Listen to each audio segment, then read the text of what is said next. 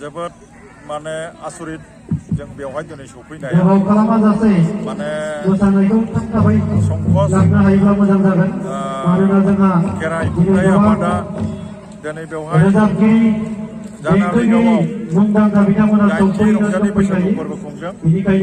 बेयाव माने गुदियै जोंनि गसाइगाव जिल्ला गुदि बाथौ आफाद बिथांमोननि आफादानो खुंदों। बेवहाय खुंथाय आफाद दानानै होदों आरो खुंथाय आफादा बेखौ खुंदों। जों बेवहाय आसलि बिस्लि बोरैबा जों सफैफ्लांबाय माने जोंनि माखासे लोगोफोरखौ लानानै जोङो बनगावआवहाय आदा बिभुति भुषन नार्जारिनाव फैदोंमोन। बिथाङा 2021नि रांसार थुनलाइयारि बान्था बर' थुनलाइ आफादनिफ्राय मोनदों। दा बिथांखौ जों बरायनो फैदों आरो बिथांखौ फैगौ माने तामुलपुराव जानो गोनां जे 61थि बर' थुनलाइ आफादनि जुथुम्मानि गेजेरजों बिथांखौ जोङो बरायनो बर' साहित्य सभाया आखायाव लादों। दा बिनि लाइजामखौ होथावथाव जों बिथांखौ बरायफैदों, बिथांनो हामलायनाय जासिफैदों। बेवहाय जोंनि माखासे आलासिफ्रा बा जोंनि माखासे कर्मीफ्रा बेयाव आलासि हिसाबै हांख्रायजादों हिसाबै बे जोंनि लोगोफ्रा जोंखौ बेवहाय लेंफैनानै जों बे ओनसोलनि जानालिगाव ओनसोलनि रायजो राजानि अनगायैबो सारा बे माने मा होनो बनगाव थनगाव ओरैहाय जमदुवार बेनिफ्राय बे ओनसोलनि बेसेबा गुवार ओनसोल लानानै बानायनाय बे रंजालि बैसागुआव जोङो बिथांमोनजों बाहागो लाफैनो मोनबाय। जोङो बिथांमोननो माखासे साजेसिभ माखासे बोसोनबो जोङो होनो मोनबाय। बिथांमोनजों जोङो ज' माने बैसागु मेथाइबो जों मोसाबाय। जोंनि गसाइगाव जिल्ला बर' थुनलाइ आफादनि नेहाथारिया दोंसे मेथाइ खननानै होबाय।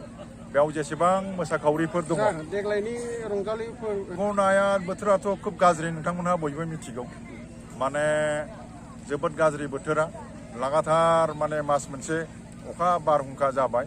थेवबाबो जिहेतु बियो जोंनि परम्परा सोलिबोनाय बैसागु, बर'नि बैसागु, बे बैसागुखौ जोङो एंगारनानै बर' हारिया सोलिनो हाया हिसाबै जों अखा आरो बारनि गेजेरजोंब्लाबो जों बेखौ माने मावफुंबाय, फालिफुंबाय।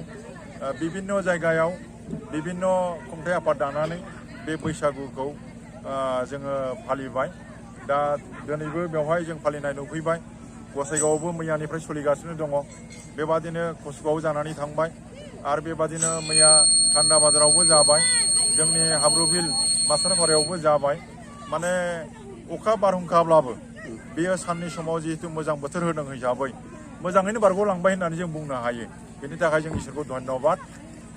जोबोद मोजाङैनो बारग'लांबाय। आसा खालामो जोबजासे जानालिगावआनो जाथों, थान्दा बाजारनियानो जाथों, गसाइगावनियानो जाथों बा जेरावखि जाया मानो जाथों, बयनिबो बैसागुआ जाहाथे बेबादिनो मोजां रोखोमै बारग'लांनो हायो, जों बेखौनो कामना खालामो। बेखौथ' आङो सिगाङावबो बुंबाय, बेथ' जोबोद दुखु गोनां बाथ्रा जाबाय।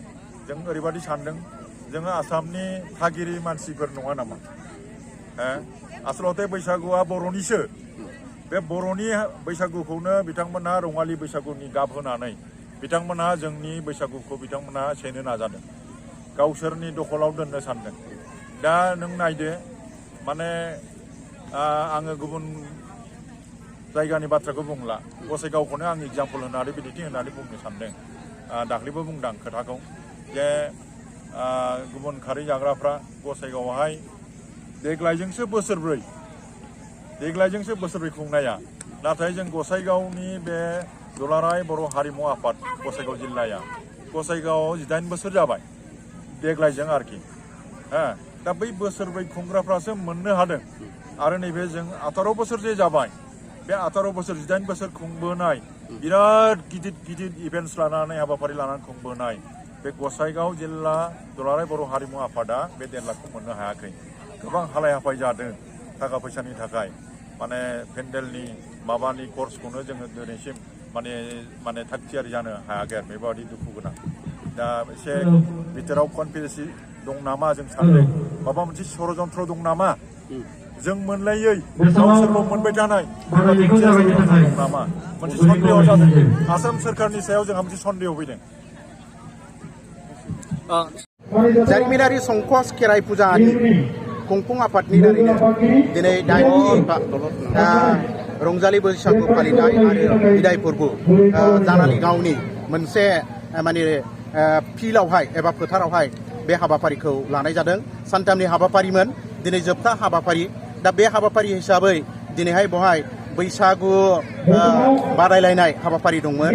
दा बिनि सिगां बेवहाय आंखौ दिनैनि बे जेनाखि मोसानाय बादायलायनाय बेखौ बेखेवगिरि हिसाबै आंखौ लिंनानै लाबोनानै बेवहाय बेखेवहोदों।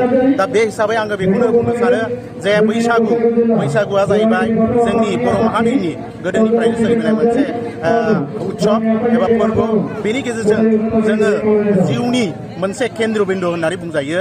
मानो होनना बुङोब्ला बेनि गेजेरजों जोङो गोजाम जिनिसखौ नारगार हरनानै आरो गोदानखौ जोङो बरायो।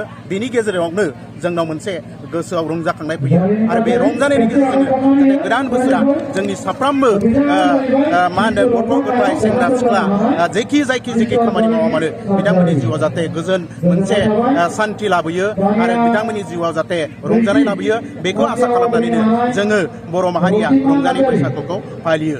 दा बेखौनो आङो बुंनो सानो जे दिनैनि जेनाखि हाबाफारि लादों बे हाबाफारिनि गेजेरजों जोंनि गेजेराव मोनसे मोजां अनलायनाय फैदों। जोंनि गेजेराव मोनसे गावजों गाव माने जेनाखि गाज्रि सानलायनाय बैखौ गारनानै मोजां सानलायनाया फैदों, आं बेखौ आसा खालामो। लोगोसेयै बेयाव हिन्दु खृष्टाननि जेबो खोथा गैया, धोरोम जाथि बासिलायनायनि खोथा गैया।